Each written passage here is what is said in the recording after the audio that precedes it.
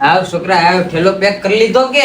બસ ઈ જ પૂછવા આવ્યો તો કાકા તમને કે ન્યા હું લઈ જવાનું હોય. હું તો પહેલી વાર જ આવું છું પરિક્રમમાં.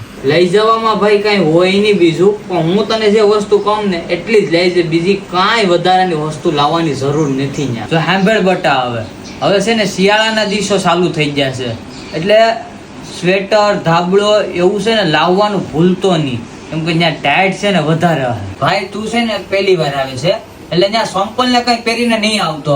હું ત્યાં ક્યાંક તૂટી ફૂટી જાવે તો પગપાળા હાલવું પડે, એના કરતા છે ને કોરા બૂટ આવે ને ઈ પહેરતા છે. ને ભાઈ તારામાં ગજા હોય ને તો જ આવી છે હો ન્યા, નકર ન્યા 30 થી 35 કિલોમીટર જેટલું હાલવાનું હોય છે. એટલે તારો કાકો તો છે ને વેગેનરની સ્પીડેથી દોડવાનો છે. આ ને એક મુદ્દાની વાત, ન્યા છે ને કે જંગલી જાનવર કે પ્રાણીઓ હોય ને એના શાળા કરવાના નથી. ને બીજી હજી એક વાત તને કહું, ઘેરથી છે ને એક નિહો લેતા છે ને કાપડની થેલીમાં છે ને બધી વસ્તુ ભરતા છે, નકર ન્યા મારે કે છે ને પ્લાસ્ટિકની થેલીઓ ન જોઈએ હો.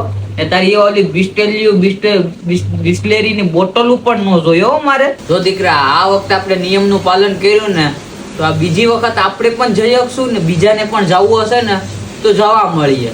બીજું બધું ટેન્શન મૂકી દે, ત્યાં દત્તાત્રેય ભગવાન બેઠા હશે, બધું સંભાળી લે.